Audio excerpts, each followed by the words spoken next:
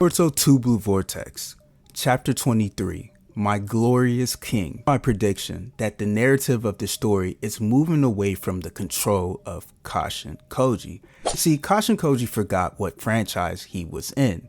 This is the Naruto franchise, meaning bonds, friendships, and true power from the strength of your friends and never letting a friend die is core themes of this franchise. Prove this. Kashin Koji being shocked that the conversation, the bond between Boruto and Kawaki altered abilities he foresaw with the power of 10 directions is proof of this concept. Proves to the audience that bonds will forever create a brighter future, this bright future that Naruto carved out while on his journey of becoming the Hokage. It blows my mind when I see so many biased people saying that the Boruto series doesn't connect to the Naruto franchise. Before I start this video, please continue to support by liking these videos and also subscribing to our community. This will continue to help this channel grow. Like I always say, I'm forever grateful for the support. Back to my main point.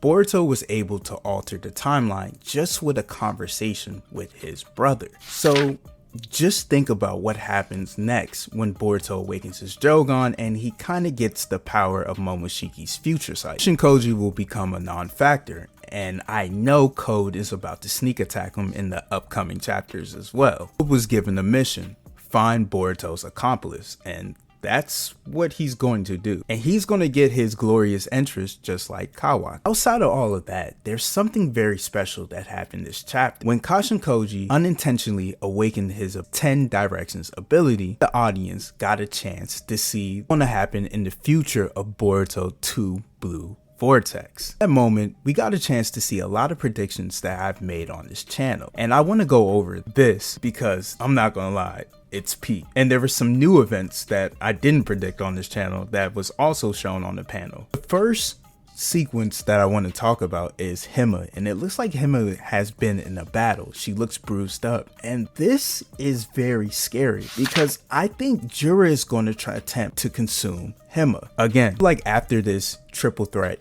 death match that's about to take place somewhere in August or September, Jura is going to realize he needs more power or more knowledge to understand the Otsutsuki clan and also understand his purpose. And let's not forget the power up that might come if he consumes Hima. Jura never faced defeat. He's literally the strongest character in the verse. So if losing the battle or it ending up in a stalemate or Jura getting hurt, he's going to be consumed with his pride and he wants to get stronger. So the only way he's going to get stronger is by consuming Hima, unfortunately. The scene that we saw with 10 directions is basically Sarada and Hidari. Sarada has her Sharingan activated, and it looks like Hidari is making his hand in the gesture, the same gesture that Sasuke and Itachi and Sakura used to express their love, the poke of the forehead. It can be Sasuke's memories taking care over Hidari and him being concerned over his daughter. So either Sarada gets kidnapped by Jura before he escapes the battlefield, or Hidari comes out and attacks the group because he wants the Thorn Soul Bulb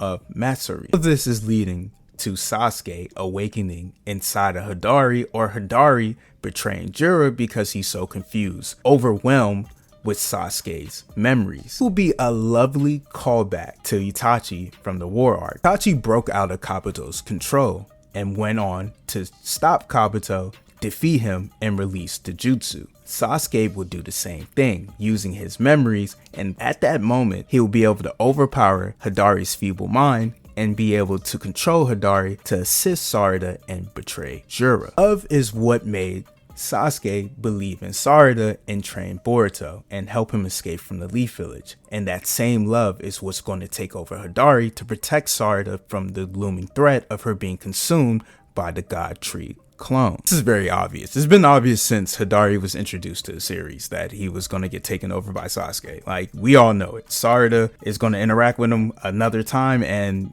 that's it for Jura's comrade. The scene we see with 10 directions is Daemon and the Bug God Tree clone. The anticipated fight. The reason why I say it's one of the most anticipated fights in Boruto 2 Blue Vortex because we haven't seen Daemon go all out on anyone in the series because he's just that broken. It'd be the perfect opportunity to see how strong Daemon is, but it's also important to the plot because after this fight, Jura is going to take the Leaf Village, Boruto, Kawaki, and everyone very seriously, even Ida. The fact that Ida is able to spy on them is going to be a major issue or conflict of interest for Jura. So of course Jura is going to send the Bug God Tree clone to take Ida out, especially if Jura mistakes Ida as the one helping Boruto. This to another forgotten plot point of Boruto, and that's the love that Code has for Ida. We all know Code wants to prove his loyalty to Ishiki by consuming the chakra fruit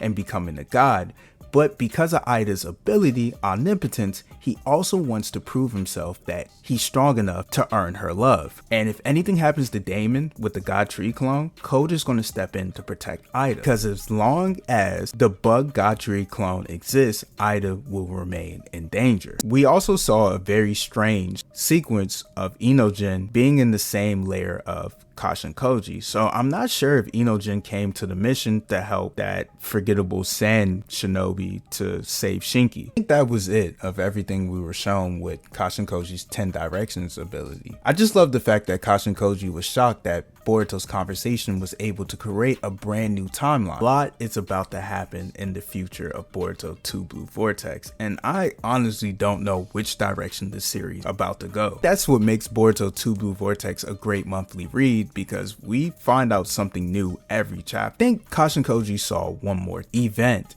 and the event that I know Kashin Koji saw with his 10 Directions is Boruto versus Kawaki from chapter 1 of Boruto Next Generations. You guys already know what I'm about to say. That will be a video for another day. Hima is now about to be in another dangerous situation, but I like this because we're finally going to see more of her abilities and powers. Let's not forget Akabe's introduction to the series. Akabe is going to come into the series once Jura is defeated.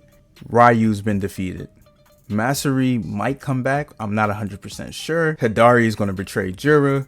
The Bug God Tree clone is eventually going to die. He can't be left around. That man is a menace. Just look at his face, bro. Know the epic conclusion of Jura's character arc is him losing to Kawaki and Kawaki consuming the Thorn Soul Bulb and getting the knowledge of how the shinobi world was actually created.